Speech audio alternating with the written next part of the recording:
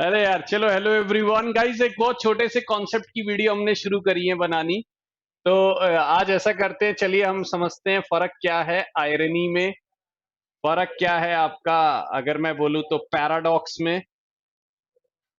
ठीक है, फर्क क्या है ऑक्सीमोरॉन में, और फर्क क्या है आपका एंटीथीसिस में। तो एक छोटा सा वीडियो बनाऊंगा 10 मिनट का, and will give you example how what are the difference between these figure of speech। तो इन फिगर ऑफ स्पीच में क्या क्या डिफरेंस है, जल्दी से एक समझने की हम कोशिश करते हैं। ठीक गाइस, पहले तो एक चीज समझिए।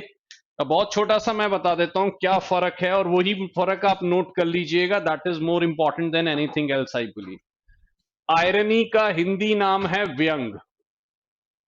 आयरनी का हिंदी नाम क्या है? व्यंग। इसमें ध्यान रखना one thing,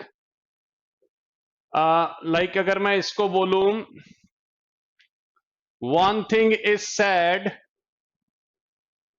and opposite is meant. एक चीज कही जाती है और उसका ऑपोजिट मतलब होता है। Opposite is meant.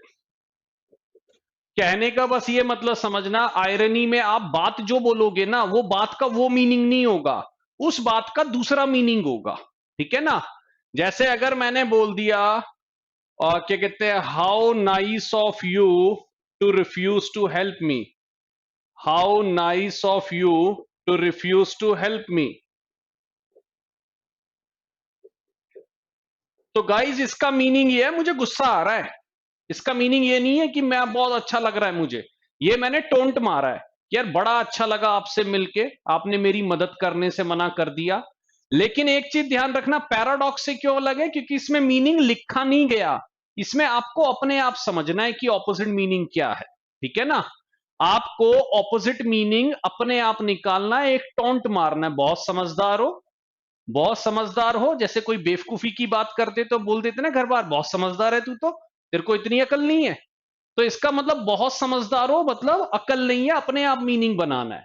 तो आयरनी में जो बात बोली जाती है उसका ऑपोजिट मीनिंग आपको खुद बनाना पड़ता है, लिखा नहीं होता। आपको खुद ही सोचना पड़ता है। ठीक है ना?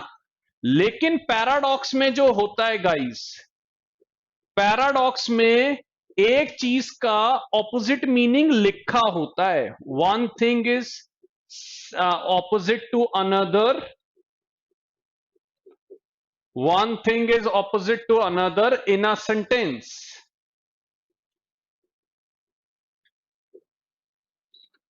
ठीक है? और ये थोड़ी सी होती है एब्सर्ड वे में, थोड़ा सा एब्सर्ड वे में ऑपोजिट होते हैं। यानी एक चीज दूसरे चीज को ऑपोजिट करेगी, लेकिन सुनने में थोड़ी एब्सर्ड लगेगी, थोड़ी सी बकवास लगेगी। ये ध्यान रखना। जैसे मैंने अभी बताया था यूट्यूब पे भी, I know one thing, I know nothing.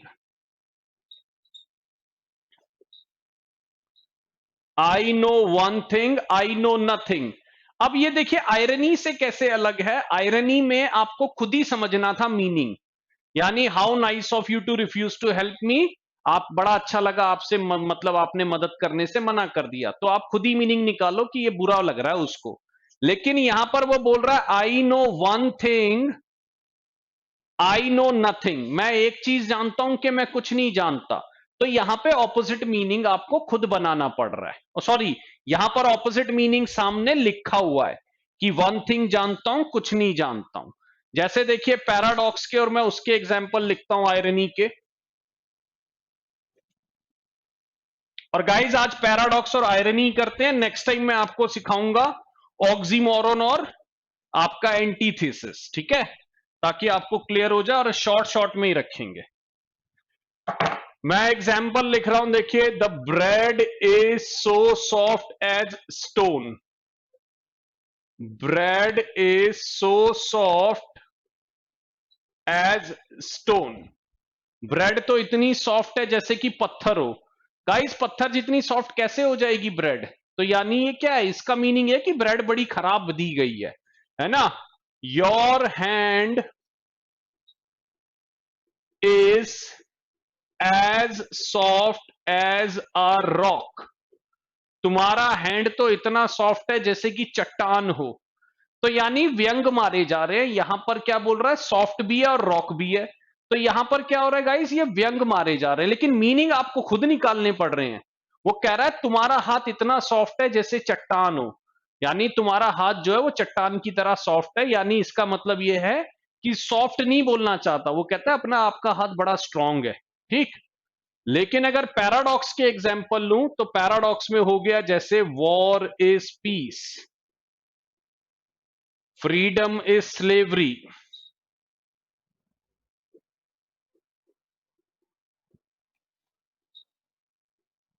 ठीक है ना। और अगर मैं और एग्जाम्पल ले लूं गाइस, बहुत एग्जाम्पल है। Truth is Honey which is bitter.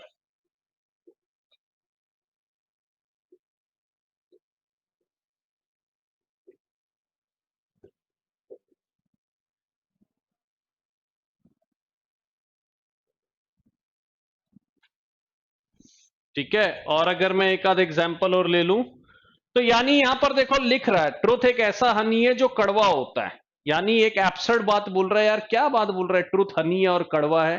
ठीक है ना। फ्रीडम कैसे स्लेवरी हो जाएगी, वॉर कैसे पीस हो जाएगी।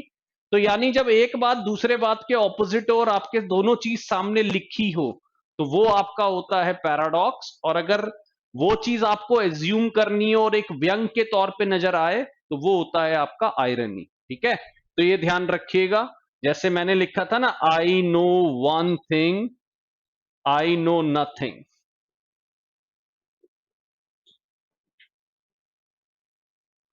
तो गाइज ये ऊपर वाले आयरनी थे और नीचे वाले पैराडॉक्स थे। ठीक है। फिर मैं बोल रहा हूं आयरनी का एग्जाम्पल, मतलब जब आपको एक व्यंग लगता है चीज में, और वहां पर क्या होता है, one thing is said and opposite is meant, यानी एक चीज कही जाती है मीनिंग कुछ और होता है। और पैराडॉक्स में one thing is opposite to another in a sentence in an absurd way. ठीक है। तो ये एक छोटा सा मैंने आपको आइडिया दिया कि दोनों में क्या फर्क होता है आयरनी और पैराडॉक्स के अंदर। आई होप आपको पसंद आया होगा। ठीक है। और अगर है तो मुझे नीचे कमेंट्स में बताइएगा, और क्या क्या आपके डाउट्स होते हैं तो उनको हम क्लैरिफाई करा करेंगे with in a very short short videos, ताकि आप लोगों को कुछ कॉन्सेप्ट्स भी मिलते रहे। ठीक है। Thank you so much for watching this video. My name is Deep. Bye bye. Thank you.